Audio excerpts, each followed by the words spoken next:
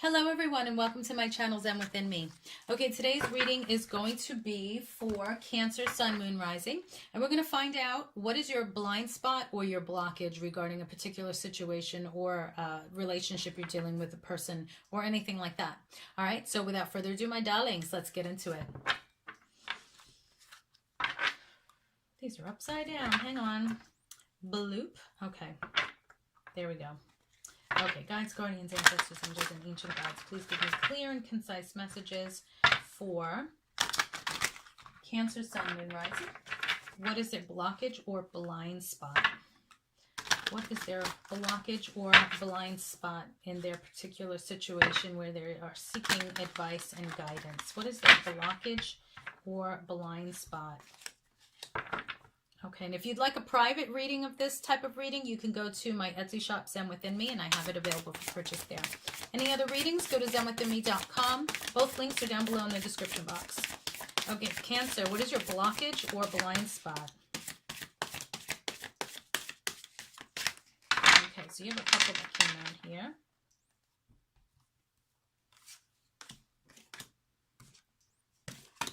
All right, let's see. Actually leave those there. All right, what is your blockage or blind spot? So general reading, you got 3 cards that came out. All 3 may resonate with you, or it might just be one. All right, so I'm going to put them in number order. And let's see. The first one is number 57. That might be relevant to you. Number 57. 5 and 7 is 12, right? 7, 8, 9, 10, 11, 12. So number 57 might be relevant to you. 5 plus 7 is 12. So the number 12 might be relevant to you. Or 1 and 2 is 3. The number 3 may be relevant to you. Okay. All right. So here we have, for this particular card, you can pause it if you want to study the sigil more. Number 57 is blinding optimism.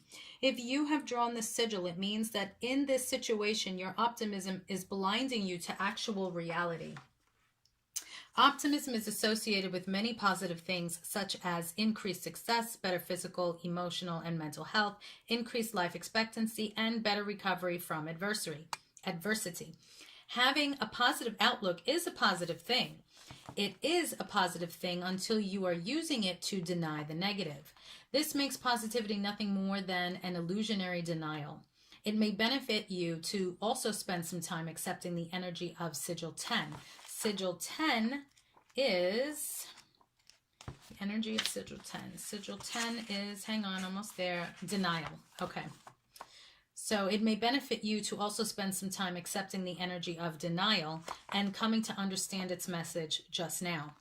When our motives for being optimistic take us away from awareness, our positive distortions of personal attributes, capabilities, and estimation of the future can and usually do lead to negative outcomes. For example, optimism often gives us a flawed perception of risks, and those who underestimate risks do not take necessary action to avoid them. We may be using a whole host of coping mechanisms and mistaking them for something good because they are causing us to feel optimistic. We may be using optimism as a coping mechanism in and of itself. If we are doing this, chances are that we are using optimism to avoid the feeling of helplessness. Positive focus does a lot of good, but there is one enormous caveat to that rule, one massive exception. Positive focus works on everything except the thing you're trying to use positive focus to avoid. Another way of saying this is positive focus works except for when it is used as a tool to enable our resistance. It is a guarantee that whatever you resist will persist. The question to ask yourself in this scenario is, what would I do differently if I knew my optimism were misguided in this scenario? There are times when optimism pays off. This is not one of those times. You are currently using optimism to avoid seeing what is real, and you are about to make choices and take actions based on something other than reality. Okay. All right, next one is number 69. That might be relevant to some of you. 6 and 9 is 15. 1 and 5 is 6. Okay, so this is interesting that this comes up after we just got being overly optimistic. Gaslighting. Okay, so you might be aware that someone is gaslighting you, but you're trying to be positive about it and like, oh no, that's not what they're doing. It's fine. You're doing that. Okay, so for some of you, you're doing that. So let's see, gaslighting. If you have drawn the sigil, in this situation, either you are being gaslit or you are gaslighting yourself. If you were gaslighting someone else, you would have drawn sigil 10, which is denial, or sigil 73, which, let's see, sigil 73 is shapeshifter. Okay. In order to create any improvement, you have to ungaslight yourself. To gaslight someone is to convince them that they didn't see what they saw. They didn't hear what they heard. They are ridiculous or insane to feel what they feel. What they perceive is totally inaccurate and may even imply that something is seriously wrong with them. It is to make someone believe that his or her reality is not reality when in fact it is. And this is why they feel so confused. The experience of gaslighting makes you feel like you are going totally crazy. Imagine that you walked out of your bedroom and I walked into your bedroom and I replaced your bed cover. When you came back into the room and noticed and asked me why I did that, imagine that I said, I don't know what you're talking about. That was the cover you had on there all along. That feeling you would have right there in that minute is the telltale sign that you are being gaslit. If gaslighting happened over and over again in your family of origin, the only way you can cope with that feeling is to suppress, reject, deny, and disown it. You start to gaslight yourself for the sake of harmony with the household. And I feel for some of you, that's what you're doing here. You learn to buy into whatever the family story of reality was and tried to bury the part of yourself that was screaming, this isn't right. The reality is something else. If you learn this behavior in childhood, you are likely to use it in your adulthood. In situations, you tend to be the one to consistently tell yourself that what you perceive is totally inaccurate and may even imply that something is seriously wrong with you. As you can guess, a person cannot be gaslit or gaslight themselves and stay healthy. They can't be gaslit or gaslight themselves and get unstuck. Whatever it is suppressed will boil up through the floorboards. The negative emotions that have been buried function like a poison within, a poison that begins to make a person feel totally toxic inside. If you have drawn this sigil has come specifically to help you break out of that gaslight you are stuck in. You need to see that your feelings, your thoughts, your perceptions, and your reality are important and worthy of consideration. You need to see that the reality you or someone else is currently trying to convince you isn't reality, is actually the reality. Okay, and I just want to say, I'm sure we've all been gaslit at some point in time, myself included. You know, depending on how old you are, you know, the older you get, even as kids, you know, kids in school, there's, you know, bullying and all of that stuff and just all kinds of things going on. So at any stage of life, we've all been through this at some point. And what I did in my adult life by not doing it, not doing it, because I know I value myself and my reality and my goals and what I want in life. So you can do the same thing. Just you have to get rid of the toxic. And I know for some of you, it's not going to be easy. You know, this might be somebody that, you know, you're in a relationship with, you might have children with, money might be tight. So it's not easy to just go by, you know, it's very hard, you know, depending on your situation. For some of you, you might just be dating somebody and you have your own place. You still live at home. There's no ties. It's just, you're going to have to deal with the heartbreak, but you'll get over it. You know, this could even be a family member. This doesn't have to be somebody you're in a love relationship with. This could be a family member. Unfortunately, you're going to have to remove that toxic family member from your life. And if it means not speaking to this person, you know, possibly not going to family functions because they're not going to respect you or your space because they haven't before, so why will they now?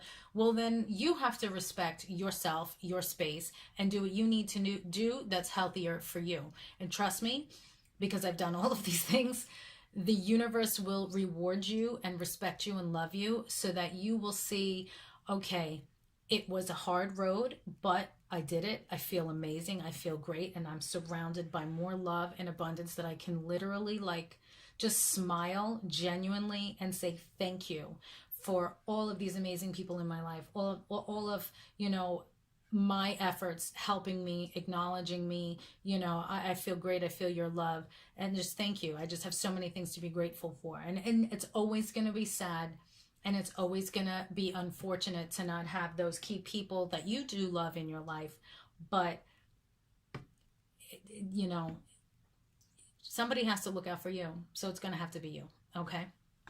All right. So last sigil is, wavering. So some of you might be like, should I, shouldn't I? How do I do it? All right. If you have drawn the sigil, in this situation, you are staying safe, but are also staying stuck by having no stance, changing your stance, and or not defining yourself. You may be refusing to settle on a decision, refusing to commit, staying stuck in limbo, being wishy-washy, being two-faced, or tilting whichever way the wind blows you. No matter which way you look at it, you are not being solid in a situation where you need to be solid. You have your own feelings, thoughts, needs, desires, and perceptions, whether you like it or not. It is part of being in a single incarnation in this life. It is as important to develop a strong sense of self as it is to be able to transcend selfhood. You may not have been allowed to develop the self, or there may have been consequences for you developing a self. This may have led you to being totally indecisive, non-committed, or acting rather like a chameleon. In relationships, people may feel that getting you to hold a decision is like trying to pin down Mercury. Being able to rely on you to be solid is like trying to rely on a willow branch to not blow whatever way the wind influences it. Trying to hold on to you is like trying to hold on to a handful of air. That's actually hilarious.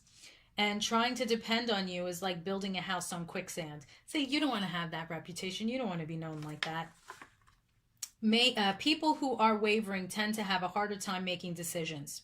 It is important to be aware that if you have a difficult time making decisions as an adult, you often find that as a child, you experienced one or both of two traumatic freeze states. The first is an experience, or many, where you felt like you couldn't win no matter what you did. The classic damned if you do, damned if you don't scenario.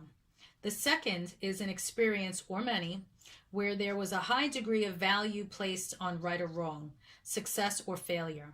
So you experienced painful consequences as a result of making the choice that your adult caregivers thought was wrong. This created a fear of making the wrong choice. If we can't make a decision, it is because we fear the consequences. So ask yourself, what do I think the consequences are of each potential decision? Then take a look at each of these worst case scenarios and ask, what is this potential consequence making me aware that I want? You need to recognize that no decision is in fact a decision. It is a decision to not decide, and this takes you out of the driver's seat of your life completely. When you decide not to make a decision will be made for you. It will be made for you by life and by those around you, and they may not have your best interests in mind, or for that matter, because the you that you express to the world is so wavering, they may not even know what your best interests are. This sigil is telling you that now is the time to listen to your inner voice, and based on that, make solid decisions and take solid actions. Okay, so for those of you in this whole situation here that this all resonates, it's time to take action. It's time to make a decision. Okay, you can't be wishy-washy anymore. You can't play it safe. It's either you're doing this or you're doing that. Okay? All right, so those are your messages, Cancer. Thank you so much for liking, sharing, watching, and subscribing. If you'd like to purchase my Oracle deck, Initials, Traits, and Features, you can go to zenwithinme.com or my Etsy shop, Zen Within Me. The links are down below in the description box. If you'd like a private reading of this, that's at my Etsy shop. If you want to buy any spell products or a spell, you can go to my website, zenwithinme.com. And if you're looking for any real estate, you can go to my other YouTube channel, Zen Within Me Homes. Peace and love, guys. Stay safe, and I will see you in the next reading.